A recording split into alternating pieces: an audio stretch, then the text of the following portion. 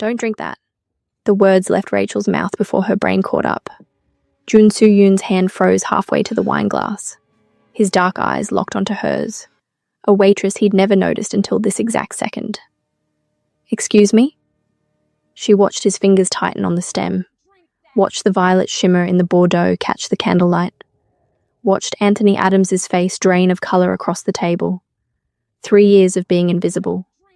3 years of keeping her head down, her mouth shut, her daughter safe. Gone in 2 words. I said. Rachel's hand shot out, crashing into the table with enough force to send the glass flying. Wine exploded across Junsu's $5,000 suit, across the white tablecloth, across the merger documents worth 8 figures. The entire private dining room went silent. Junsu stood slowly. Wine dripped from his collar. His jaw was tight, his voice deadly calm. What did you just do?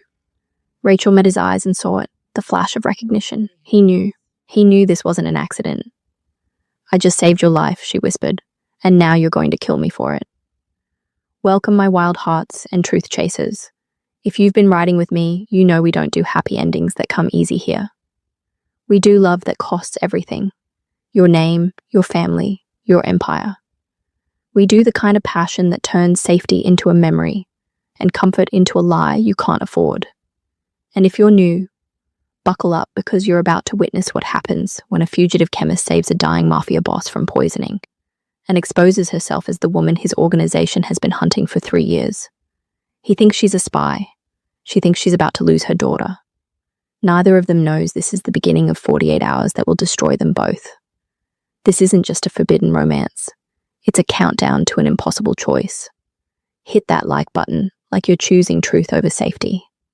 Subscribe because some love stories don't ask permission. They take hostages. And smash that notification bell because in this world, the people you save become the ones who own you. 6 hours earlier, Rachel Benjamin had pushed through the kitchen doors of the Gilded Lily, carrying a tray of Kumamoto oysters, her feet aching in regulation black Oxfords.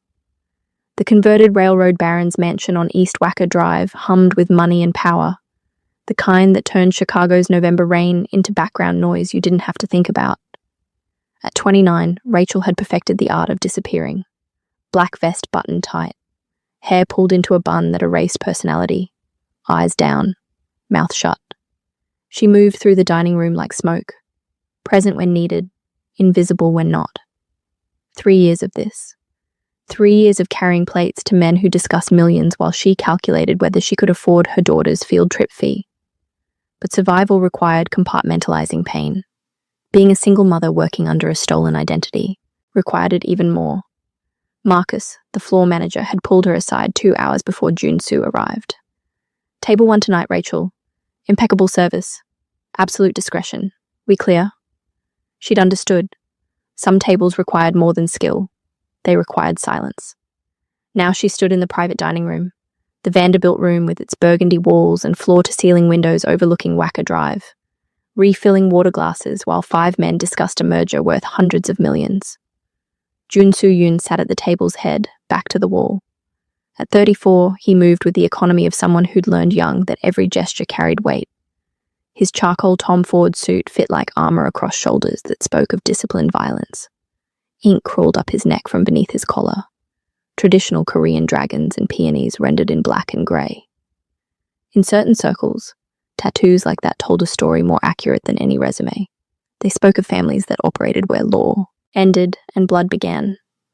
Rachel knew exactly who he was. She'd spent 6 months obsessively tracking every player in the Yon Global acquisition of Helix Corp. Junsu's photograph had burned into her memory during those paranoid research sessions. The Dragon of Seoul. The youngest CEO to ever weaponize pharmaceutical patents into a corporate empire. The man whose company now owned every formula she'd ever created, including the ones that could destroy her. She watched from her position near the entrance as Anthony Adams arrived 17 minutes late, shaking rain from his Burberry overcoat. Mid-30s, Harvard Law, the polish of generational wealth. He took the seat to Junsu's right with easy familiarity. Sorry I'm late. Rain has the Kennedy backed up to O'Hare. No concern, Junsu said. His voice was smooth, controlled. Seoul accent polished by American business schools. We were just discussing the transition timeline. Rachel brought courses, hamachi crudo, butter poached, lobster, dry-aged ribeye that cost more than her monthly rent. The men's conversation flowed around her, careful references to market positioning and strategic consolidation that anyone with biotech experience recognized as corporate predation in a $5,000 suit. She'd heard these conversations before, back when she'd attended them instead of serving them, but Junsu kept watching her. Not obviously. Not in a way the others would notice. The microscopic shift in posture, the slight turn of his head. His attention on her was different, assessing, curious. It made her nervous in a way she couldn't name. The incident happened during the main course. Rachel was refilling water glasses, moving counterclockwise around the table. As she reached for Junsu's glass, she noticed Anthony Adams reaching across the table. Except he wasn't reaching for anything on the table. The movement was subtle, practiced. His hand passed over the wine decanter for less than 2 seconds. Barely noticeable. But Rachel saw the tiny vial palmed in his hand, saw the almost imperceptible tilt as something fell into the deep red wine with a shimmer that made her blood go cold. Violet, iridescent, unmistakable. Anthony's face never changed. His other hand was pointing to a merger document, drawing Vincent Carmichael's attention to some clause. The entire action took perhaps 3 seconds. Rachel's heart stopped. Time slowed to syrup-thick seconds as her mind raced.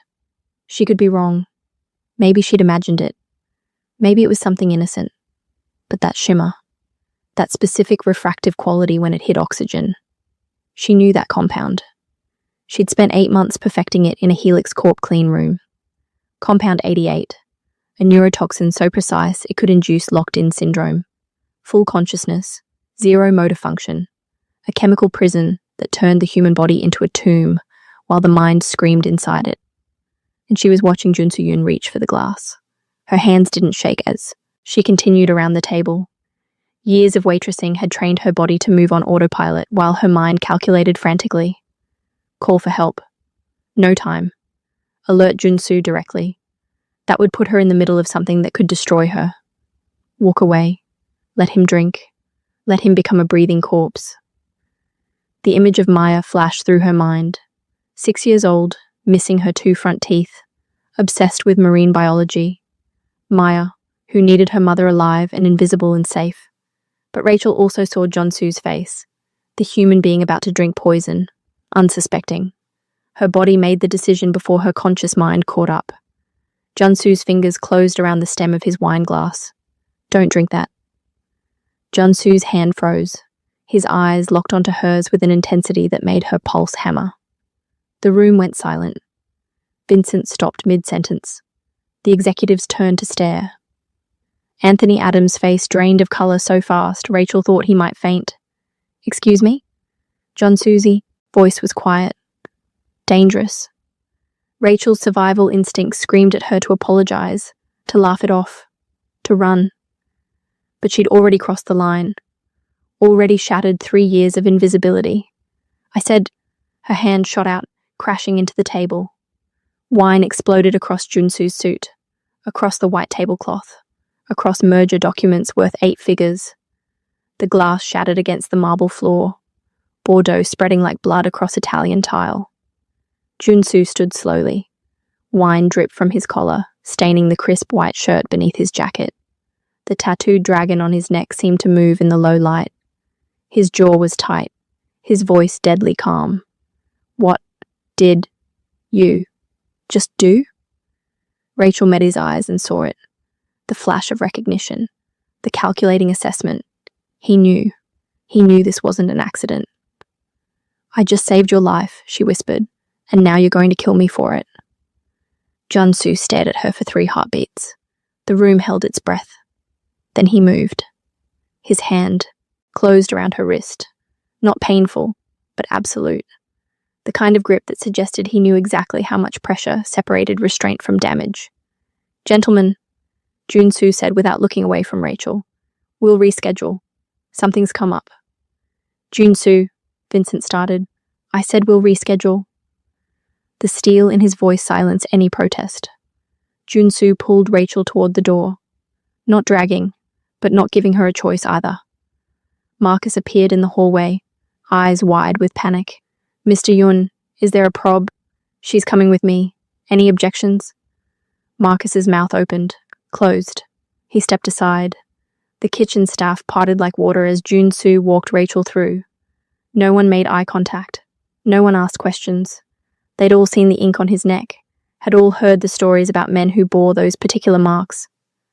The November rain hit them the moment they stepped into the alley. Cold and punishing, it soaked through Rachel's vest in seconds. Junsu didn't seem to notice. He walked with purpose toward a black Mercedes SUV idling at the alley's mouth, its windows tinted dark enough to be illegal. The rear door opened before they reached it. Not by Junsu's hand, but by someone inside. Someone watching. Rachel's survival instincts screamed. Getting in that car meant crossing from public into private, from witnessed into disappeared.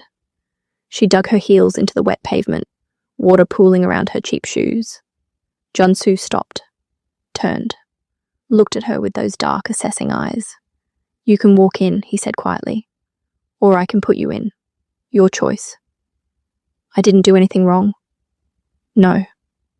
Something flickered in his expression, not quite amusement.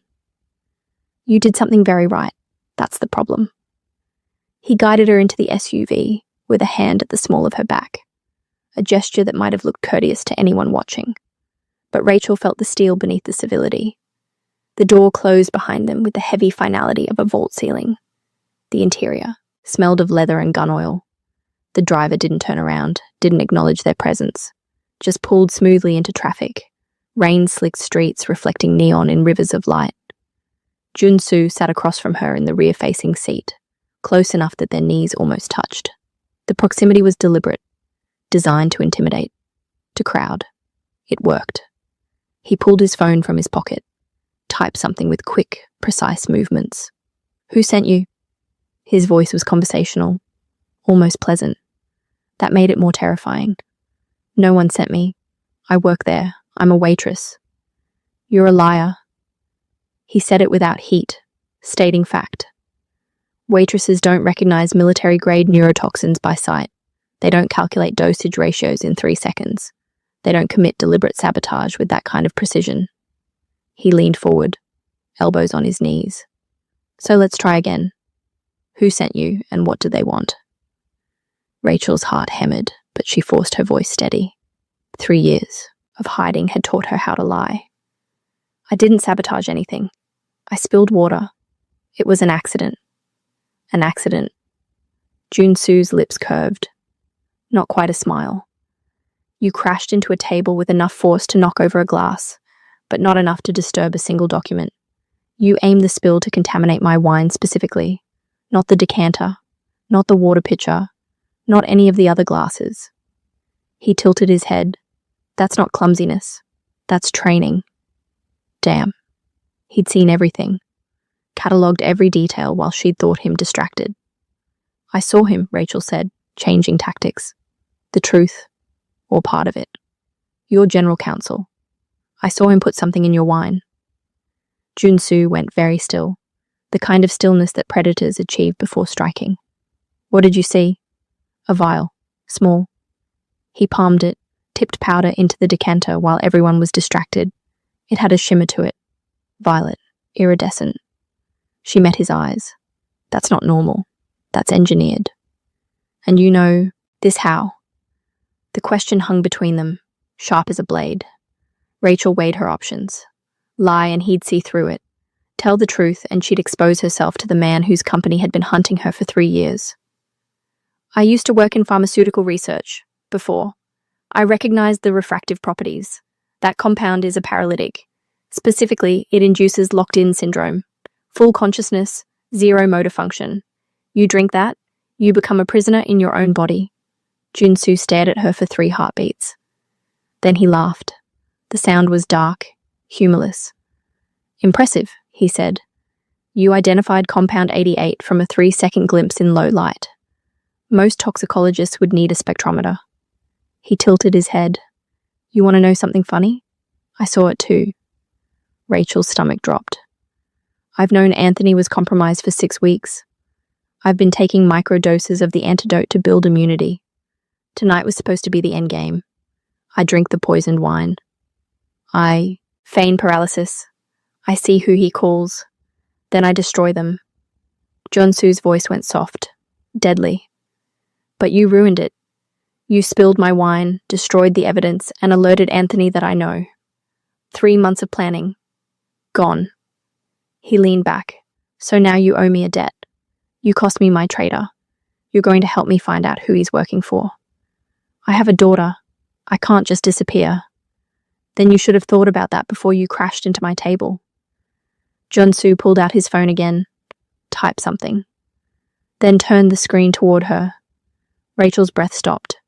It was a photograph. Recent, crystal clear. Maya walking out of Lincoln Elementary School, her Disney backpack hanging from one shoulder, her gap-toothed smile bright as she talked to Mrs. Rodriguez. Maya Benjamin, Junsu said quietly. 6 years old, apartment 4C, building on Ashland and Division. She's with Mrs. Rodriguez tonight. She likes marine biology and stories about sharks. The phone showed another image. Maya's school records, her medical files, the fake birth certificate Rachel had paid $2,000 for. I know everything about everyone in that restaurant the moment I decide they're relevant. You became relevant the second you touched my wine glass. He pocketed his phone. Mrs. Rodriguez will keep Maya overnight. She'll be paid triple her usual rate and told you had to work a double shift. Your daughter will be safe, fed, and asleep by 9. You, however, are coming with me. And what if I refuse? Junsu's expression didn't change, but something shifted in the air between them. You're too smart to refuse, because you know I'm not the villain in this story. You saw Anthony poison me. You saved my life whether I wanted you to or not. That makes you complicit. That makes you a liability. He paused. And in my world, liabilities either become assets or they become problems. I don't think you want to be a problem. Not when Maya's safety depends on you making smart choices. It wasn't a threat. Threats were louder, cruder. This was a statement of reality. Where are we going? Rachel asked. My penthouse. We're going to figure out exactly who you are, Dr. Benjamin, and then we're going to decide if you're worth keeping alive. The SUV turned north, heading toward the towers that dominated Chicago's skyline. The penthouse occupied the entire top floor of a glass tower overlooking Lake Michigan. Junsu's security escorted them through a private elevator that required both biometric scan and key code. The doors opened directly into his space. No hallway. No buffer. Rachel stepped into a world of cold luxury. Floor-to-ceiling windows showcased the storm raging over the lake, lightning forking across black water. The interior was all clean lines and brutal minimalism. White marble floors, black furniture, art that looked expensive and deliberately uncomfortable. No photographs, no personal touches. A fortress designed by someone who trusted nothing, and no one. Wait here. Junsu disappeared into an adjoining room, leaving Rachel alone with a security guard who stood by the elevator like a statue. Young, Korean, with the ramrod posture of military training and ink on his hands that matched Junsu's world. Rachel's wet shoes squelched on the marble. Her shirt clung to her skin, translucent now, her black bra visible beneath the white fabric. She crossed her arms over her chest, shivering less from cold than from the reality of her situation. She'd walked into a trap baited with her own good intentions. Junsu returned wearing different clothes, black jeans, a charcoal sweater that emphasized the breadth of his shoulders. The tattoos on his neck were fully visible now, dragons and peonies and flames that wrapped around his throat like a collar, disappearing beneath the sweater but visible at his wrists. Each mark told a story she couldn't read but understood instinctively. This was a man who'd sworn oaths that couldn't be broken. He tossed her a towel and a bundle of fabric. Bathroom's there. Change. We need to talk. The bathroom was larger than Rachel's entire apartment. White subway tiles, heated floors, a rain shower that probably used more water per minute than she used in a week. She dried off, peeled out of her soaked uniform. The clothes he'd given her were men's. A white t-shirt and black sweatpants, both too large. She had to roll the waistband twice. No bra, no underwear that fit. She felt exposed, vulnerable. When she emerged, Junsu was standing by the windows, phone to his ear, speaking rapid Korean. He glanced at her, his eyes tracking from her bare feet to her damp hair, and something flickered in his expression. Then he turned back to the storm, finishing his conversation in a tone that suggested he was giving orders, not taking them. He ended the call, pocketed the phone, faced her. You said you recognized the compound. Prove it. I told you what it was. I don't believe you, because the compound you described doesn't exist in any public database. It's classified military research. Level 5 clearance. Less than a dozen people worldwide have seen the formula. He stopped inches away.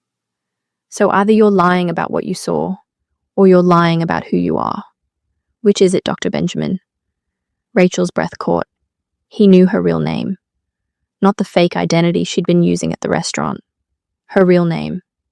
How long have you known? Since I ran your photo through facial recognition during the car ride. Junsu pulled his phone out again. Showed her the screen. Rachel Benjamin, formerly lead chemist at Helix Corp's Special Projects Division, specialization in neuropharmacology, disappeared 3 years ago, 48 hours before federal investigators raided Helix for patent fraud. Warrant out for her arrest, corporate espionage, theft of intellectual property. But what interests me, Junsu said, is what you took when you ran. My forensic accountants have been trying to reverse engineer those formulas for 3 years. They can't. The research notes you destroyed were the only copies. He tilted his head. You're the ghost chemist, the one who got away. And you're worth 8 figures to me, dead or alive. Preferably alive, since I need that brain intact. Your company stole my research, Rachel said, her voice low and fierce. Every compound I developed, Helix sold to the highest bidder without crediting me, without compensation beyond my salary. They erased my name from every patent application. So yes, I destroyed the notes. Yes, I ran, because I wasn't going to help them weaponize my work. Noble, also stupid. You're worth millions and you're working as a waitress for $15 an hour. He stepped back. But here's your problem. The wine you spilled on my table. I need to know what was in it. You claim it was Compound 88, but I need proof. Because if Anthony poisoned me with something you invented, that means you're connected to whoever's trying to take me down. He paused. And that makes you either an asset or a threat. Rachel's mind raced. The wine was gone, soaked into linen and mopped up by restaurant staff. Except, my apron, she said. It splashed on my apron. I felt it. Cold, wet, on my hip. Some of it hit the fabric. Junsu's eyes narrowed. You're sure? Get me a basic chemistry setup. Household items will do. I can analyze the residue. She met his gaze. And if I'm lying, if I'm stalling, then you'll know. And you can do whatever you think you need to do. For a long moment, Junsu studied her. Then he pulled out his phone, sent a text. My chef has the items you need. You have 30 minutes. The kitchen was professional grade, all stainless steel and imported appliances. The chef, a petite woman with silver-streaked hair, had already laid out the basics. Bleach, vinegar, baking soda, hydrogen peroxide, food coloring, pH strips, small glass containers. She left without a word when Junsu dismissed her. Rachel stood at the marble counter, staring at her wine-stained apron. Her hands trembled slightly as she cut a section of the fabric, dropped it into a glass dish. She could feel Junsu watching her from across the island, his focus absolute. The tattoos on his wrist shifted when he folded his arms. More dragons, their bodies coiling up toward his elbows. In traditional Korean families, the placement of ink carried meaning. Hands marked soldiers, arms marked enforcers, neck and face marked leadership. Junsu wore all three. She worked in silence, muscle memory taking over. Mix the reagents, control the variables, observe the reactions. The compound she'd invented 3 years ago had a specific chemical signature when exposed to oxidizing agents. If it was present, the solution would turn a particular shade of blue, cobalt blue. She added the final reagent, waited. The solution turned green. Rachel stared at it, her stomach dropping. That's impossible. What's impossible? Junsu's voice came from directly behind her. He'd moved silently, his chest nearly touching her back as he looked over her shoulder. It's not compound 88. It's... She ran the test again, triple checking. Same result. Green, not blue. It's not a paralytic. It's a genetic marker. Bioluminescent tagging compound. Military grade. She turned to face him, suddenly aware of how close he was. Anthony wasn't trying to paralyze you. He was marking you. For tracking. Satellite imaging, probably. This compound binds to DNA, makes your cells light up under specific wavelengths. Someone could track you anywhere in the world. Junsu's jaw tightened. Someone's not trying to kill you, Rachel continued. They're trying to take you. Who has access to genetic markers? Government agencies, black ops divisions, people who make problems disappear quietly. She paused. You said you knew Anthony was compromised. You didn't say by whom. I thought corporate espionage, rival company, trying to steal the Helix merger. His eyes held hers. But this isn't corporate. This is something else. He was still standing too close, his presence overwhelming in the confined space. How did you recognize it so fast? He asked. The difference between a paralytic and a marker? Most chemists would need days of analysis. This was the moment. Lie and maintain her cover, or tell the truth and expose herself completely. Because I invented them both, Rachel said quietly. Compound 88 and the genetic marker. They were part of the same research project at Helix. Neural mapping and targeted tracking. I developed them simultaneously. She held his gaze. I know the chemical signature of every compound I've ever created. I'm not just the ghost chemist you've been looking for, Junsu.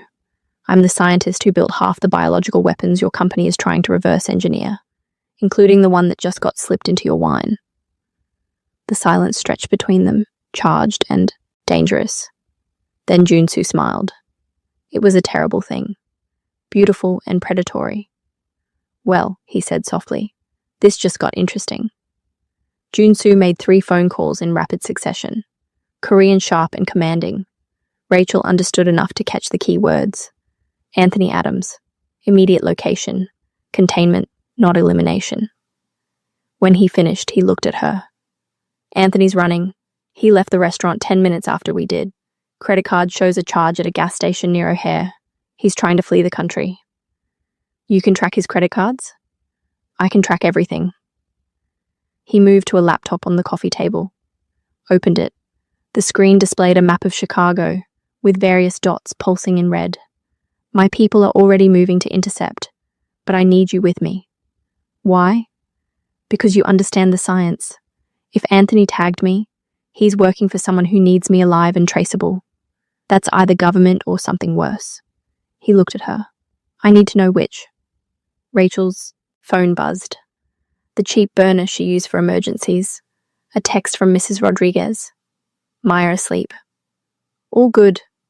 Weird though. Someone paid me extra. She looked up to find Junsu watching her. I keep my promises, he said. Your daughter is safe, but you're staying with me until this is resolved. I never agreed to that. You agreed the moment you spilled my wine. His voice was gentle, which somehow made it worse. You're involved now, Rachel, whether you want to be or not. They took a different car, a black Audi sedan with tinted windows and a driver who looked former military. The rain had lessened to a drizzle, the city streets reflecting streetlights in wavering ribbons of gold. Junsu sat beside her in the back, his thigh pressed against hers in the confined space. He was typing on his phone, coordinating with the efficiency of someone accustomed to command. How many people work for you? Rachel asked. Enough. He didn't look up. Yun Global employs 14,000 people, across 6 countries. But my personal security network, that's smaller, more selective. More illegal, you mean? Now he looked at her, one eyebrow raised. I operate in grey areas. My father taught me that the law is a framework for people who can't afford to write their own rules. His eyes held hers. Does that bother you? Yes. Good. You should be bothered. You should be terrified. He leaned closer. You're in a car with a man who could make you disappear and no one would ask questions. Your survival instinct should be screaming. It is. Then why aren't you fighting? Because fighting won't save me, Rachel thought. Because men like you don't respond to resistance. You respond to value. Because I need you to find out who's using my research to hunt you, she said aloud. That makes us temporarily aligned. Junsu smiled, a genuine expression that transformed his face. Smart? I like smart. They found Anthony Adams in a parking garage near O'Hare's International Terminal. Junsu's people had boxed him in.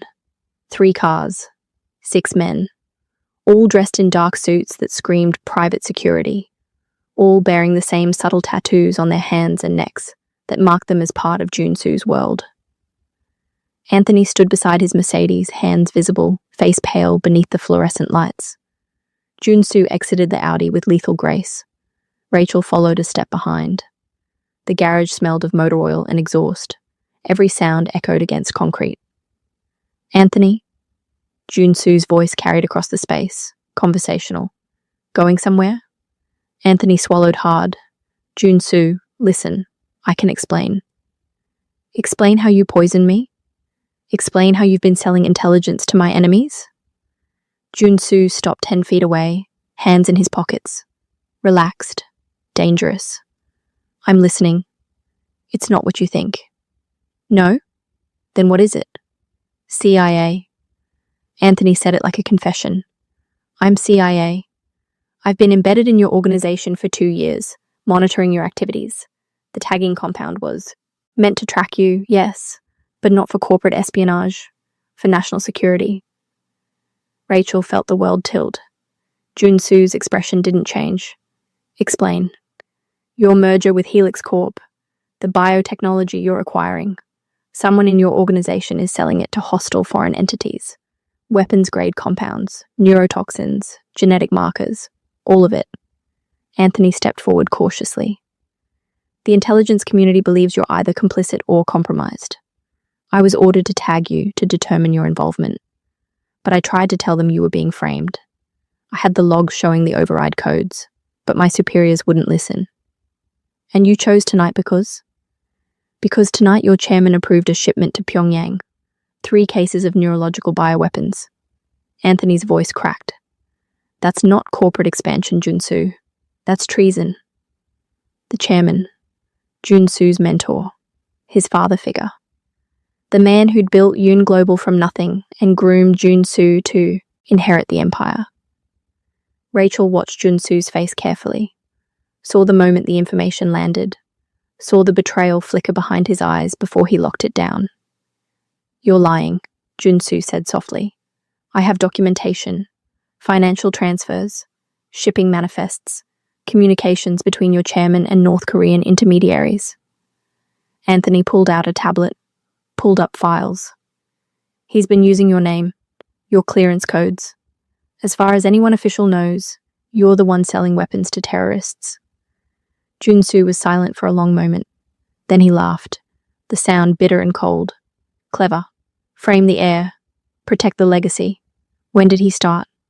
6 months ago, right after your quarterly medical exam. My medical exam. Junsu's voice went flat.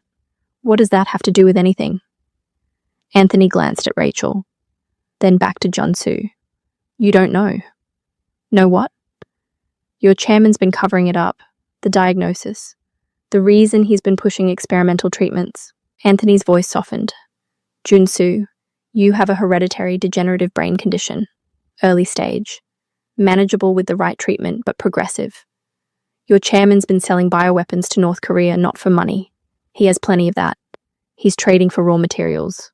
Rare synthesized isotopes that are illegal in the West, but necessary for the experimental cure he's building. The silence in the garage was absolute.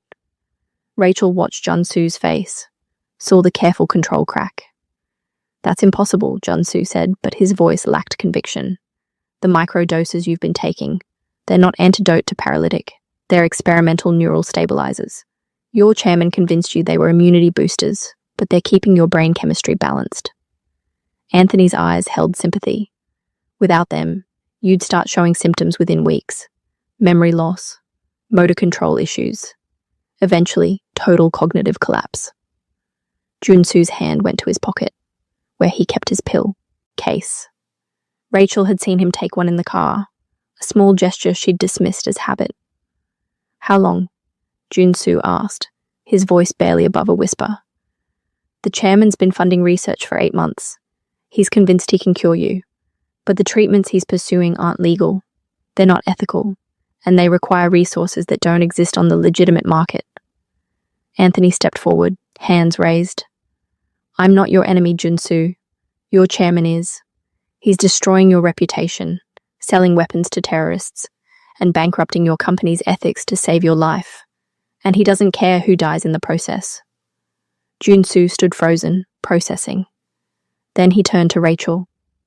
"Is it possible? What he's describing?" Rachel's mind raced through the science. Hereditary degenerative brain conditions are rare but real. If it's what I think it is, neural stabilizers would slow progression. And yes, experimental treatments exist, but they require specific resources. She paused, dread coiling in her stomach. "What exactly is the chairman researching?" Anthony pulled up more files on his tablet. "Proprietary neural regeneration. The donor requirements are highly specific. Rare genetic anomaly found in less than 0.001% of the population. He acquired Helix Corp specifically to access their employee health records and genetic database." He looked at Rachel. "He's been searching for a compatible donor." Rachel's blood turned to ice. She knew that genetic anomaly. She'd been tested for it during her employment screening at Helix. She'd been negative, but Maya hadn't been tested. "What's the anomaly?" Rachel asked, her voice steady despite the terror clawing at her throat. Anthony read from the screen. "Variant C, CR5, Delta 32, with secondary APOE, Epsilon 4 mutation. The combination makes the donor's neural tissue resistant to degenerative conditions and allows their cells to be harvested for transplant without rejection." Rachel finished the thought. "The donor has to be a child. Adult cells don't work." "How do you know that?" "Because I helped develop the protocol. Years ago, before I understood what Helix was planning to use it for." She looked at Junsu. "Does the chairman have a donor?" Anthony nodded slowly. "He found one 3 weeks ago. Employee records from Helix Corp. Former employee, actually." He looked at Rachel. "Dr. Rachel Benjamin, your daughter." The world tilted. Rachel's daughter. Maya, with her missing teeth and her love of sharks and her bright, beautiful brain. Maya, who carried a genetic gift that made her worth more than money. "Where is she?" Rachel's voice was calm. Empty. The calm before violence. Junsu grabbed her arm. "Your neighbor's apartment. You said she was safe." "The chairman's team deployed 20 minutes ago," Anthony said. "I tried to warn you, but you weren't answering your phone. They're extracting the child now." Rachel ran. Junsu caught her before she reached the garage exit, his grip, iron on her wrist. "Wait. You can't just... Let me go." Rachel's voice was lethal, stripped of everything except maternal rage. "Let me go or I'll hurt you. You'll get yourself killed. The chairman's security is professional. You run in there alone, you die. And then, who saves your daughter?" "I don't care." "Yes, you do." He gave her a small shake, forcing her to focus.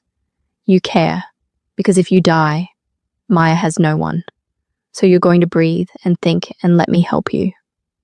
Rachel stared at him, chest heaving. Saw something in his eyes that looked almost like understanding. "Why would you help me?" "Because the chairman betrayed me. Because he's using my company to traffic weapons. Because apparently I'm dying and he didn't tell me." Junsu's jaw tightened. "And because he's going after a child. Your child. That crosses a line even I won't cross." Anthony approached cautiously. "The extraction team is at the apartment now. If we move fast, we can intercept them before they get her to the airport. But we need to go now." Junsu released Rachel, already moving toward the Audi. "Where are they taking her?" "Private airfield in Gary, Indiana. 40 minutes from here. We can make it in 20. Junsu opened the car door, looked back at Rachel. "Get in. We're ending this tonight." The drive was a nightmare of speed and silence. Junsu made calls, repositioning his security, coordinating with Anthony's CIA contacts. Rachel sat frozen in the back seat, her mind racing through scenarios. All of them ended with Maya afraid, alone, being taken by strangers who saw her as raw material. She thought about the protocol she'd helped develop, the neural harvesting process. It wasn't fatal. Technically. They'd take spinal fluid, bone marrow samples, a small portion of neural stem cells from the brainstem. The donor would survive, but the procedure was invasive, painful, traumatic, and Maya was 6 years old. "Tell me about the chairman," Rachel said, her voice distant. "Janai." Sue glanced at her. "What do you want to know?" "Why he'd do this. Why he'd risk everything."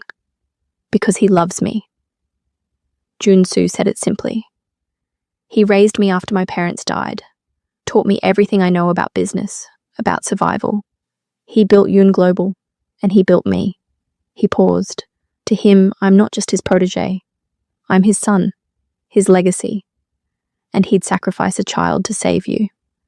Apparently, bitterness laced his voice. "I always knew he was ruthless. I didn't know he was a monster. There's a difference." Junsu looked at her for a long moment. "I think you know the difference. You saved my life tonight. You didn't have to. You could have walked away, but you didn't." He turned back to the road. "That's the difference between ruthless and monstrous. Ruthless protects what's theirs. Monstrous doesn't care what it destroys." They arrived at the private airfield in Gary. Chain link fencing, concrete tarmac, a handful of hangars that looked abandoned in the dark. Junsu's people were already there. Black SUVs positioned at strategic points, men with earpieces and tattoos that marked them as soldiers in Junsu's army. "Hangar 7, Anthony said, pointing. "Heat signatures show 4 people inside, 1 child-sized." "Armed?" Junsu's voice was calm, focused. "Assume yes, but they're corporate security, not military. They won't shoot unless cornered." "Good." Junsu adjusted his approach. "Because I'm about to corner them." They moved fast. Rachel right behind Junsu, her heart hammering so hard she thought it might break through her ribs. The hangar door was steel. Locked. Junsu pulled out his phone. Typed something. The lock clicked open. "Override codes," he explained. "I own this airfield." Inside, the space was cavernous and cold. A private jet sat on the concrete. Stairs deployed, engines warming up. 4 men in dark suits stood near the aircraft, and between them, held by the hand, was Maya. She looked so small, so scared. Her Disney backpack hung from one shoulder. Her favorite stuffed shark clutched to her chest. When she saw Rachel, her face crumpled. "Mama." Rachel ran. She didn't think, didn't calculate. She just ran, closing the distance with every ounce of speed she had. The men moved to intercept, but Junsu was faster. He didn't attack, didn't threaten. He just stood between them and Rachel. His presence a wall. "Stand down," he said quietly. "This is over." "Mr. Yun, the chairman authorized." "The chairman is under federal arrest." Junsu's voice was soft, deadly. "And I'm giving you a choice. Walk away now or I destroy your lives. Financially, legally, professionally. Every stock option, every retirement fund, every reference. Gone." He paused.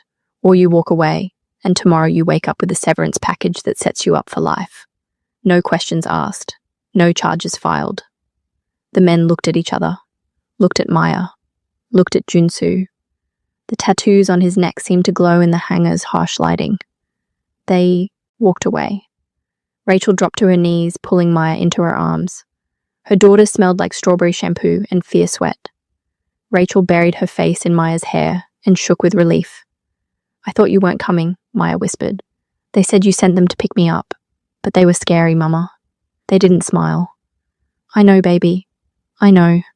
I'm so sorry." Rachel pulled back, checked her daughter for injuries. "Did they hurt you?" "No, just scared me." Maya's eyes were huge, swimming with tears. "Can we go home?" "Yes. Yes, we can go home." Junsu stood nearby, watching them with an expression Rachel couldn't read. When she looked up at him, he turned away, giving them privacy. Anthony arrived 10 minutes later with federal agents and Chicago PD. They secured the scene, took statements, processed the security team. The chairman would face charges: human trafficking, illegal weapons sales, corporate fraud. Through it all, Rachel held Maya, unwilling to let her go. When the high, official interviews were done, Jun-soo approached them. He moved carefully, like someone approaching a wounded animal. Knelt down to Maya's level. "Hi," he said softly. "I'm Jun-soo. I'm a friend of your mom's." Maya studied him with the brutal honesty of children. "You have pictures on your neck." "I do. They're called tattoos." "Do they hurt when they're being made?" "Yes. But after, they're just part of you." Maya considered this. "Mama has a scar on her arm. She says scars tell stories." Jun-soo smiled. A real smile that transformed his face. "Your mama is very smart. Scars do tell stories. They tell us we survived something hard." Maya considered this. Then she offered him her stuffed shark. "This is Bruce. He protects me from bad dreams." "Bruce is very fierce," Jun-soo said seriously, accepting the shark. "Will he protect me too?" "Maybe, if you're nice to my mama." Jun-soo's eyes met Rachel's over Maya's head. "I'll try to be."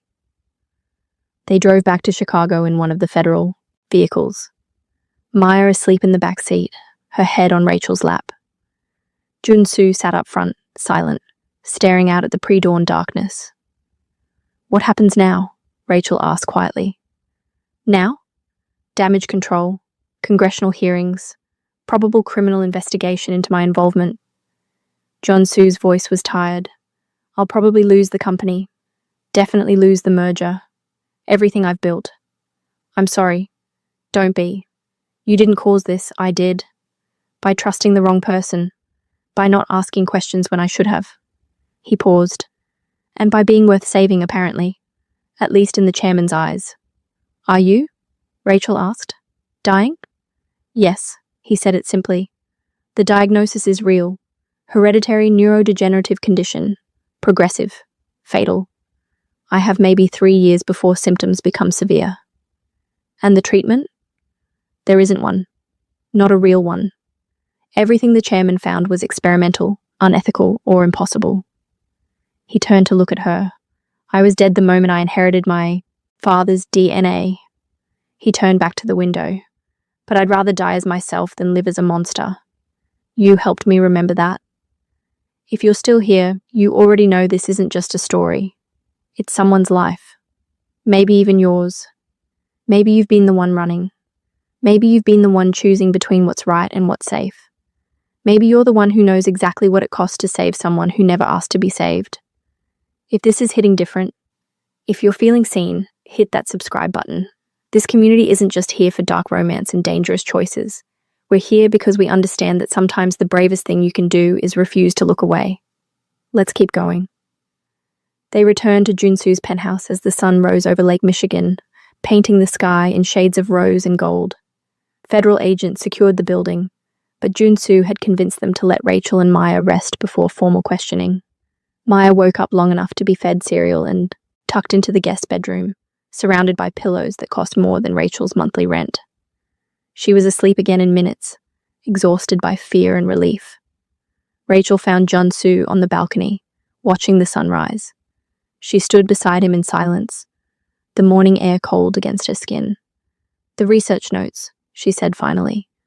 "The ones I destroyed when I ran from Helix. I have backups." Jun-soo looked at her sharply. "What?" "I encrypted them, hid them in distributed storage. I wasn't going to let Helix weaponize my work, but I wasn't going to let it disappear either." She met his eyes. "There's no cure for your condition in those notes, but there are treatments. Legitimate ones. Things that could slow progression, buy you time, maybe decades." "Why are you telling me this?" "Because you chose my daughter over your own life. Because you're dying and you still have things worth living for." She paused. "And because maybe together we can do something good with the research. Something that isn't weapons or exploitation. Something that actually helps people." Jun-soo stared at her for a long moment. Then he smiled. sad and genuine. "You're offering to save me? After everything?" "I'm offering to try. No guarantees. But I'm a good chemist." She held his gaze. "And you're a good man who made bad choices under impossible circumstances. That's worth saving. What do you want in return?" "Safety. Real identities for Maya and me.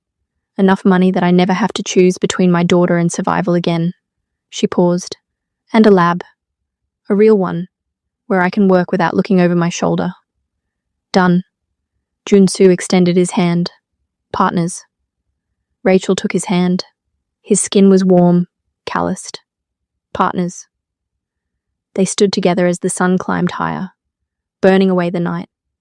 The federal investigation took weeks.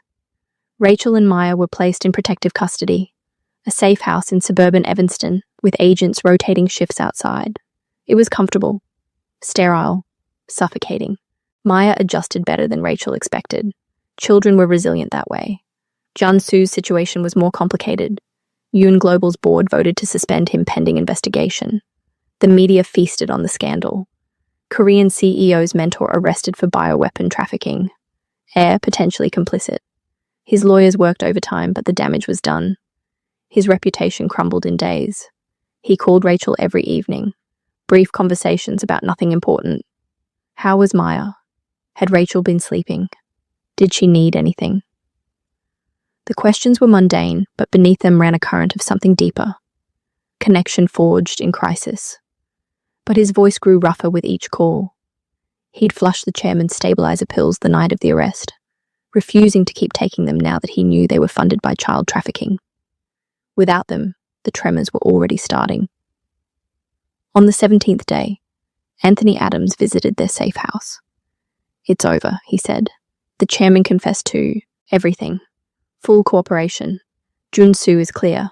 No charges. The company's board is voting tomorrow on his reinstatement. Rachel felt relief and something else. Disappointment, maybe, that it was ending, that they'd returned to normal. "What about us? The warrants?" "Dismissed. Your patent theft charges were filed by Helix Corp on the chairman's orders. With him in custody and the company under new management, they withdrew everything." Anthony smiled. "You're free, Dr. Benjamin. You and Maya both." Free. The word should have felt like victory. Instead, it felt like standing on the edge of a cliff. That night, Junsu came to the safe house himself. It was late, past midnight. Rachel had been unable to sleep. She was sitting in the kitchen, drinking tea and reading Maya's school forms, when he knocked. The agents let him in without question. "Couldn't sleep either?" he asked, standing in the doorway. "Apparently not." She gestured to the chair across from her. "Tea?" They sat together in the quiet kitchen, drinking tea that tasted like cardboard. The silence was comfortable, intimate. "I resigned," Junsu said finally. Rachel looked up sharply. "What?" "From Yun Global. Effective immediately. I recommended my COO for interim CEO. The board will ratify it tomorrow." "Junsu, you can't." "I can. I did." He set down his mug. "I've been running that company since I was 23, building it, defending it, sacrificing everything for it. And for what? So I could spend my last 3 years in boardrooms and conference calls, dying slowly while lawyers argue over patents." He shook his head. "I don't want that. I want something different." "What do you want?" He looked at her. Really looked. "I want to build something that matters, with someone who understands what it costs." He paused. "I want to offer you a partnership, a real one, a lab, funding, complete autonomy. We take your research, the legitimate applications, and we develop treatments that actually help people. No weapons, no exploitation, just science in service of healing." Rachel's heart hammered. "That's a massive risk. My reputation." "Your reputation is that of a brilliant chemist who refused to let her work be weaponized. That's exactly the reputation I need." He leaned forward. "I have money, Rachel. More than I could spend in 10 lifetimes. I have connections, infrastructure, resources. What I don't have is purpose. You can give me that. and I can give you the freedom to work without fear. This isn't just about science, she said softly. No, Junsu's voice was rough. It's not just about science. I don't know what it is yet, but I know I don't want it to end. This, us, whatever we're building.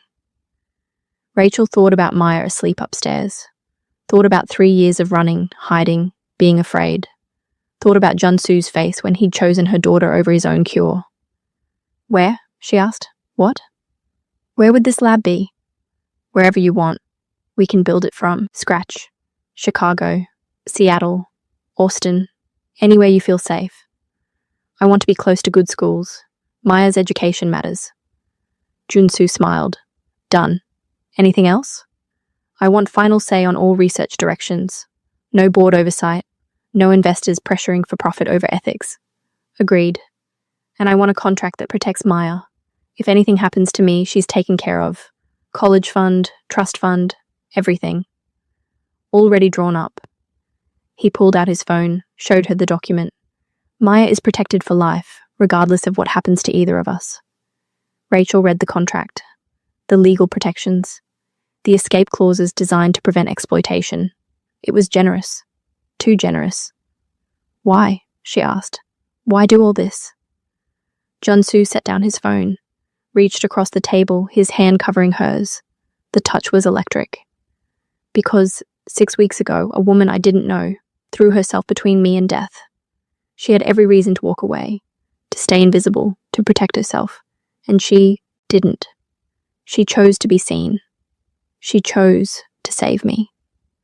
His thumb brushed her knuckles. I'm dying, Rachel. I have 3 years, maybe less. I don't want to spend them alone. I don't want to spend them building empires I'll never see completed. I want to spend them with someone who understands what it means to risk everything for something that matters. I'm not going to watch you die and then move on, Rachel said, her voice breaking. I'm going to try to save you. I'm going to throw every ounce of my knowledge at your condition until I find something that works or I run out of time. That's what you're signing up for. I know. Junsu's smile was sad. Beautiful. That's exactly what I'm signing up for. They sat there, hands linked across the cheap kitchen table. The future uncertain and terrifying, and somehow full of possibility. Then Junsu's phone buzzed. He glanced at it, and his expression changed. We need to go. Now. What? Why? The chairman escaped federal custody 20 minutes ago. They think he's coming here. The world tilted. How? His lawyers got him transferred to a minimum security medical facility for his heart condition. He walked out during shift change. Junsu was already moving, pulling her toward the stairs. We need to get Maya and leave. The agents converged as Rachel ran to the bedroom. Maya was asleep, curled around her stuffed shark. Rachel scooped her up. Maya woke, confused, afraid. Mama, we're going on an adventure, baby. Right now. Don't be scared. Junsu was coordinating with the agents, his voice sharp. Extraction point is Grant Park. We have a helicopter waiting. The power cut. The house went dark.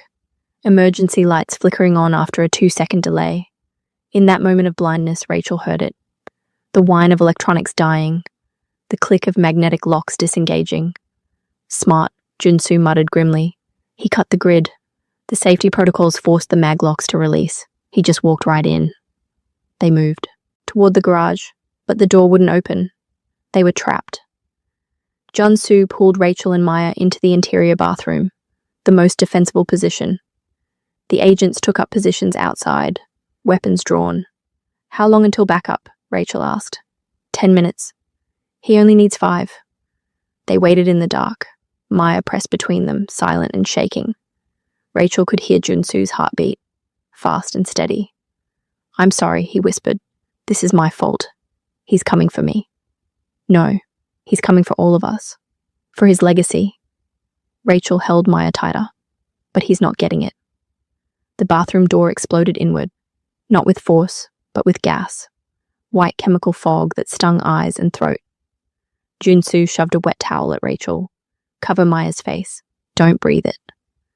They stumbled out into the hallway, blind, choking.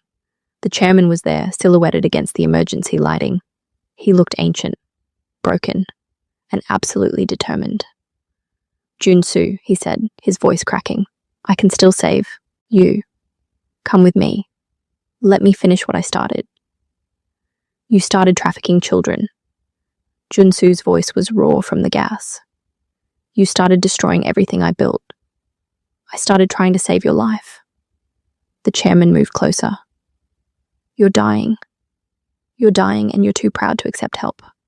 But I won't let you die. I won't. Then you'll have to shoot me, because I'm not going with you. The chairman raised a gun, not pointed at Junsu, pointed at Rachel. Her then. She has the research. She can synthesize the treatment. Give her to me or I shoot her and take the child anyway. Time slowed. Rachel saw Junsu's eyes, saw the calculation there, saw him weighing her life against his freedom. She saw the moment he chose her. Junsu stepped between her and the gun. No, you want me? Take me. But you leave them alone. Junsu, Rachel grabbed his arm. Get Maya out, he said quietly. That's an order, Dr. Benjamin. The helicopter arrived before Rachel could argue. Federal agents, rappelled through the skylight, moving with military precision. The chairman was subdued, arrested, dragged away screaming about saving his son. Junsu collapsed the moment the threat was gone, his medical condition exacerbated by stress. They rushed him to Northwestern Memorial, where doctors stabilized him but confirmed what they all knew. The degenerative condition was accelerating. He had less time than anyone thought. Rachel stood by his hospital bed, Maya asleep in the chair beside her, and made a decision. I'm taking you somewhere safe, she said when Junsu woke. Somewhere the chairman can't reach, where I can work without interruption, and I'm not taking no for an answer. Junsu smiled weakly. Where? My safe house. The one I built 3 years ago when I ran. The one no one knows about. You'd trust me with that? Yes. Rachel took his hand. I'd trust you with everything. The safe house was a converted lighthouse on the Michigan coast, 3 hours north of Chicago. Rachel had bought it under a shell company years ago, sinking the last of her legitimate savings into it before she ran. The structure was stone and steel, built to withstand Great Lakes storms, isolated enough that neighbors were measured in miles. Junsu was stable but weak when they arrived, Maya chattering nervously in the back seat about the ocean and sharks and whether lighthouses had ghosts. Federal agents had escorted them to the property line, then withdrawn. The chairman was back in maximum security. They were safe. For now. The interior of the lighthouse was sparse, furniture covered in sheets, windows overlooking grey water that stretched to the horizon. Rachel had stocked it years ago with non-perishables and basic supplies, never imagining she'd return with a dying man and a terrified daughter. She settled Maya in the upstairs bedroom with her tablet and snacks. Then she returned downstairs to find Junsu standing by the windows, his reflection ghostly in the glass. It's beautiful, he said quietly. Lonely, but beautiful. It was supposed to be temporary, a place to hide until I figured out my next move. Rachel stood beside him. I never thought I'd bring someone here. I'm honored. He turned to look at her, his face drawn with exhaustion. And I'm sorry. For all of it. For the chairman. For dragging you into my nightmare. You didn't drag me. I jumped. She met his eyes. And I'd do it again. The words hung between them, heavy with meaning. Junsu's hand found hers, his fingers threading through hers. I need to set up a lab, Rachel said, not pulling away. Analyze your blood work. Review the chairman's research. See what's salvageable. The equipment you need, already ordered. Junsu pulled out his phone with his free hand, showed her a list. Medical-grade centrifuge, spectrometer, refrigerated storage. Arrives tomorrow. I may be dying, but I'm still rich. You're not dying. Rachel squeezed his hand. Not if I have anything to say about it. They spent the evening making the lighthouse habitable. Junsu moved slowly, his condition sapping his strength, but he insisted on helping. They uncovered furniture, aired out rooms, prepared dinner from the emergency supplies. Maya helped, her 6-year-old energy a bright spot. After Maya fell asleep, Rachel and Junsu sat in the lighthouse's main room. A fire crackling in the stone fireplace, rain drumming against the windows in rhythms that sounded almost like music. "Tell me about your daughter's father," Junsu said, his voice careful. Rachel was quiet for a moment. "He was a mistake. A colleague at Helix. Brilliant, charming, married. I was young and stupid and thought we had something real. When I got pregnant, he wanted me to terminate. I refused.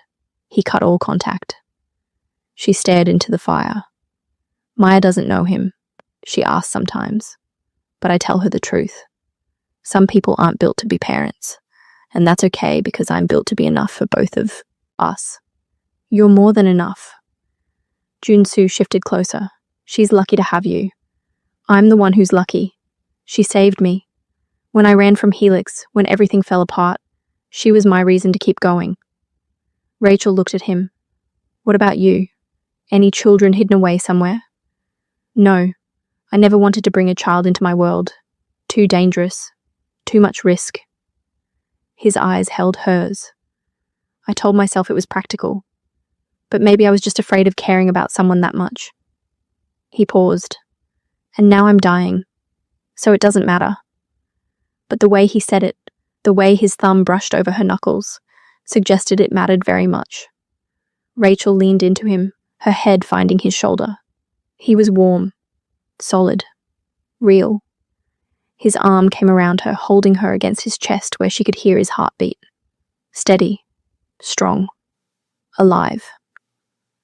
"I meant what I said," she whispered. "I'm going to save you.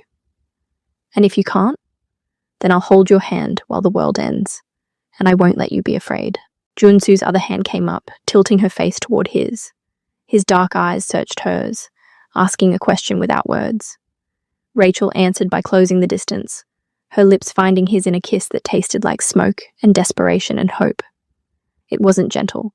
It was 3 weeks of tension, fear, and denied attraction crashing together. Junsu's hand slid into her hair, angling her head as he deepened the kiss. Rachel's fingers found the buttons of his shirt, needing to feel skin.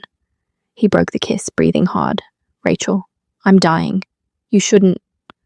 Don't tell me what I should or shouldn't want." Her voice was fierce. "I want you. I want this. I want whatever time we have, even if it's measured in months instead of years. You deserve better than a dying man. I deserve to make my own choices, and I choose you." She kissed him again, softer this time. "Now shut up and take me upstairs before I change my mind." Junsu laughed, the sound rough and genuine. He stood, pulling her up, with him, and they climbed the spiral stairs to the master bedroom. The room was small, dominated by a bed with a view of the lake. Rain streaked the windows, the storm building. They undressed each other slowly, reverently. Rachel traced the tattoos on Junsu's chest and arms. Dragons and peonies and Korean characters she couldn't read. Each one told a story, marked a moment. The ink covered more of him than she'd realized. It wrapped around his ribs, spiraled down his spine, marked him from shoulder to wrist on both arms. His body was lean, strong, beautiful. Junsu's hands on her were gentle, worshipful. He mapped the curves of her body with his fingers, his lips following. He paused at a scar on her shoulder, a chemical burn from her lab days. "Battle scar," she whispered. "Beautiful." He kissed it, then moved lower. They came together with desperate tenderness. Two people who'd survived too much to take anything for granted. The world outside disappeared. No chairman, no disease, no fear, just skin and breath and connection. Afterward, they lay tangled together, listening to the rain. Junsu's fingers traced patterns on her shoulder, his breath warm against her neck. "I love you," he said quietly. "I know it's too soon. I know it's complicated, but I need you to know, before time runs out." Rachel turned to face him, her hand cupping his cheek. "I love you too, and we're going to have more time. I promise." But as she drifted into sleep, wrapped in his arms, she couldn't shake the fear that some promises were impossible to keep. The next morning, Rachel woke to find Junsu unconscious. Not sleeping. Unconscious. His breathing shallow and rapid. His skin clammy with sweat. She checked his pulse. Felt it racing irregularly. Panic clawed at her throat. Maya. She grabbed her phone, dialing 911. Maya, I need you to stay in your room, okay? Don't come downstairs. The paramedics arrived within 20 minutes, loading Junsu into the ambulance. Rachel rode with him, holding his hand, whispering promises she wasn't sure she could keep. Maya sat small and scared in the ambulance's jump seat, clutching her stuffed shark. At the hospital, doctors confirmed what Rachel already knew. Junsu's condition was deteriorating faster than expected. The stress had accelerated the neurodegeneration. Without aggressive treatment, he had weeks, maybe days. There's an experimental trial, the neurologist said. Stem cell therapy combined with neural regeneration protocols. It's risky, unproven, but it's the only option. She paused. It requires a compatible donor. The genetic markers are extremely rare. Rachel's stomach dropped. Test me. Test Maya. Test everyone. Her voice was steel. Whatever it takes. The test came back within hours. Rachel wasn't compatible, but Maya was. Her genetic anomaly, the same one the chairman had hunted, made her the perfect donor. The procedure wasn't the nightmare the chairman had planned. It was FDA approved, ethical, involving only a small bone marrow sample.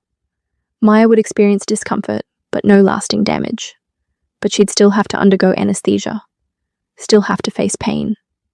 Rachel knelt before her daughter, taking her small hands. Baby, I need to ask you something very important. Junsu is very sick. He needs special cells from your body to help him get better. The doctors would need to do a small procedure. It would hurt a little, but you'd be asleep. And when you woke up, you'd be helping save his life. She paused. But you get to choose. It's your body, your choice. And whatever you decide, I love you. Maya looked at her mother with those impossibly wise 6-year-old eyes. Will it save him? Like you saved him at the restaurant? Yes, baby. It could save him. Then I want to do it. Junsu is nice, and he makes you smile. Maya squeezed her mother's hands. Plus, he said I could name his next company after a shark. I want to make sure he keeps that promise. Rachel pulled her daughter into a fierce hug, tears streaming down her face.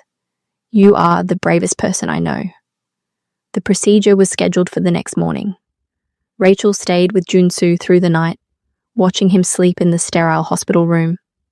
She worked on her laptop, analyzing his blood work, reviewing research papers, building treatment protocols. Junsu woke near dawn, his eyes clearer. Maya agreed, Rachel said softly. The transplant is this morning. Junsu's face crumpled. I can't let her. She wants to, and the procedure is safe. FDA approved, minimal risk. She'll be uncomfortable for a few days, but she'll be fine. Rachel took his hand. Let her save you, Junsu. Let us save you. He pulled her down, kissing her forehead. I don't deserve either of you. Too bad. You're stuck with us. The transplant took 3 hours. Rachel spent them in the surgical waiting room, drinking bad coffee and wearing a path in the linoleum. When the surgeon finally emerged, Rachel's heart stopped. Both procedures went perfectly, Dr. Martinez said. Maya is in recovery, asking for juice. Junsu's body is already showing positive response to the stem cells. She smiled. It'll take weeks to know if the treatment is working long-term, but initial signs are excellent. Rachel's legs gave out. She sat down hard, relief flooding through her. Can I see them? Maya first. She's asking for you. Her daughter was small and pale in the recovery bed, but her eyes were bright. Mama, they gave me the good juice, the kind with bubbles. Rachel kissed her forehead, her cheeks, her nose. You're so brave. So brave. Did it work? Is Junsu going to be okay? The doctors think so. It'll take time, but yes, he's going to be okay. Thanks to you. Junsu was in the ICU, still sedated, but stable. Rachel stood by his bed, watching the monitors track his vital signs. She thought about the man who'd entered the Gilded Lily 6 weeks ago. dangerous, controlled, dying. And she thought about the man he'd become, vulnerable, fierce, worth saving. The recovery was brutal. Junsu spent 2 weeks in the hospital, fighting through post-transplant complications. Rachel moved into his room, working from a laptop in the corner.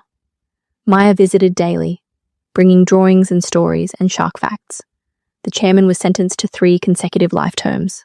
No parole. Anthony Adams testified, his CIA cover blown. Junsu stepped down as CEO, transferring leadership to his COO.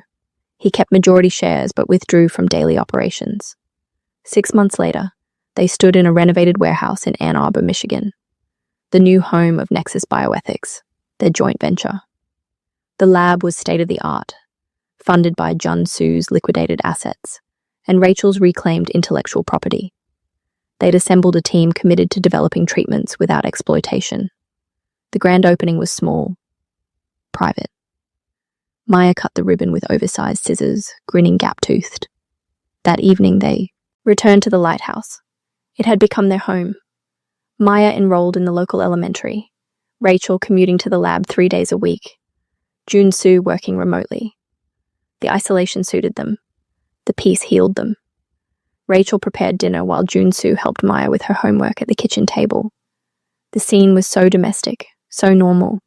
It made her chest ache. This was what she'd fought for. This quiet, this safety, this family. After Maya went to bed, Junsu opened a bottle of wine, the same vintage from that night at the Gilded Lily. Chateau Margaux 2015. He poured 2 glasses, handed one to Rachel. She took it, studied the deep red liquid. Should I be worried? Always. Junsu's eyes sparkled, but not tonight. Rachel swirled the wine, inhaled its bouquet. Tannins, oak, fruit, no metallic tang, no shimmer, just wine. She took a sip, let it roll over her tongue. Safe, she whispered, handing him the glass. Junsu drank, maintaining eye contact. When he lowered the glass, he smiled. The real smile, the one that transformed his face. Thank you, he said, for everything, for seeing me, for saving me, for giving me a reason to want to live. Thank you for letting me. Rachel moved closer, for trusting me with your life, with your future. Our future. Junsu pulled a small box from his pocket, opened it to reveal a ring. Simple, elegant, a diamond set in platinum. Marry me. Not because I'm dying. The doctors say I'm in full remission. Marry me because I can't imagine waking up without you. Because Maya deserves a father who shows up. Because I love you more than I thought I could love anything. Rachel stared at the ring, tears blurring her vision. She thought about the woman she'd been 6 months ago, invisible, afraid, running. And she thought about the woman she'd become, seen, brave, building something that mattered. Yes, she whispered. Yes, I'll marry you. Junsu slid the ring onto her finger, pulled her into a kiss that tasted like wine and promises and the future they'd fought so hard to claim. Outside, the lighthouse beam swept across the dark water, guiding ships safely home. Later, they stood on the lighthouse balcony, wrapped in blankets against the November cold. The lake was calm tonight, stars reflected in its surface like scattered diamonds. Do you ever regret it? Junsu asked, spilling that wine, saving me, everything that came after. Rachel leaned into him, his arms solid around her shoulders. She thought about the terror, the danger, the moments when she'd been sure they'd lose everything. And she thought about Maya's laughter, about the lab they'd built, about the man beside her who'd chosen love over death. Not for a second, she said. You were worth saving. So were you. Junsu kissed the top of her head. We saved each other. Below them, the lighthouse beam continued its eternal rotation. A warning, a promise, a light in the darkness for anyone brave enough to navigate toward it. And inside, Maya slept, dreaming of sharks and science and a future bright enough to chase away any shadow. Rachel thought about the woman who'd said, "Don't drink that," in a private dining room 6 months ago. That woman had been invisible, afraid, running from a past that wanted to weaponize her brilliance. Now she stood wrapped in the arms of a man covered in tattoos that told stories of survival. A man who'd chosen her daughter over his own life. A man who looked at her like she'd hung the stars. She thought about Maya upstairs, brave enough at 6 years old to save a stranger because he makes Mama smile. She thought about the lab they'd built together, research that would heal instead of harm. Junsu's thumb traced circles on her shoulder, the motion unconscious and comforting. "What are you thinking?" he asked softly. "That I spilled wine on the most dangerous man in Chicago and somehow ended up here?" Junsu laughed, the sound warm and genuine. "You didn't just spill wine, Rachel. You destroyed 3 months of planning, ruined an $8,000 suit, and exposed yourself to the one man who could destroy you." He turned her to face him, his hands framing her face. "And you saved my life. Twice. Once from poison. Once from becoming the kind of man who'd sacrifice a child to cheat death." His eyes held hers in the darkness. "You didn't just save me, Rachel. You made me want to be saved." She kissed him then, soft and slow, a promise that tasted like forever. When they finally pulled apart, Junsu rested his forehead against hers. "Maya asked me today if the tattoos hurt when they're being made," he said. "What did you tell her?" "The truth. That they hurt while you're getting them. But after, they're just part of you. A reminder that you survived something hard." He pulled back slightly. "You're my tattoo, Rachel. You and Maya. You're marked on my heart in ink that won't fade. And yeah, it hurt getting here. But now you're just part of me.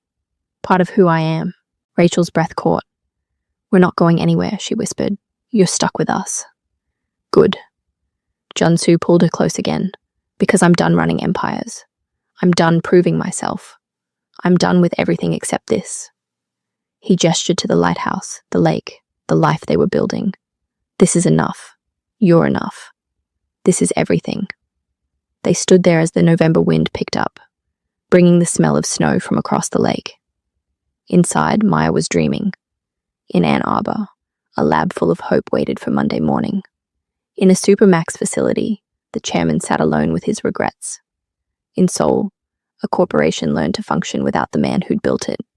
And here, on a lighthouse balcony overlooking water that had witnessed 1,000 storms, 2 people who'd saved each other stood wrapped in blankets and promises. Rachel thought about the question Junsu had asked. Did she regret it? She thought about every terrifying moment, every impossible choice, every time she'd been sure they wouldn't survive. And she thought about this, right here, right now. Junsu's arms around her, Maya safe upstairs, a future they'd fought for and won. "Not for a second," she said again, "not for a single second." The lighthouse beam swept across the dark water one last time before they went inside, guiding lost things home. The way Rachel had guided Junsu, the way Junsu had guided her, the way they'd guide each other for whatever time they had left. Whether it was 3 years or 30, they'd face it together. 2 ghosts who'd found each other in the dark and chosen to be seen. 2 people who'd learned that sometimes the bravest thing you can do is refuse to look away. 2 souls who'd discovered that love isn't about happy endings that come easy. It's about choosing each other every day, even when it costs everything. Especially when it costs everything. The lighthouse door closed behind them. The beam kept turning. And somewhere in Chicago, in a restaurant kitchen, a wine-stained apron hung forgotten. The evidence of the moment everything changed. The moment Rachel Benjamin looked at a stranger and decided his life was worth destroying her invisibility. The moment Jun Soo-yeon looked at a waitress and saw the woman who would save him. The moment 2 people collided and created something neither of them expected. Not a fairy tale, not a simple love story, but something real, something earned, something worth every terrifying second it took to build. If this story found you when you needed it, if you saw yourself in Rachel's choice or Jun-Soo's sacrifice, if you've ever loved someone enough to risk everything, then you know this isn't just fiction. This is the truth about what it means to be brave, what it means to be seen, what it means to choose love when every logical bone in your body screams to run. Hit that like button if you felt this in your chest. Subscribe because we're building something here, a community of people who understand that the best love stories don't ask permission, they demand courage. Share this with someone who needs to hear that they're worth saving, that their love is worth fighting for, that sometimes the most dangerous thing you can do is exactly the right thing. Drop a comment telling me which moment hit you hardest. And remember, my wild hearts and truth chasers, mercy might be dangerous, but staying invisible kills you slowly. Choose to be seen. Choose to save. Choose love, even when it costs everything. I'll see you in the next story.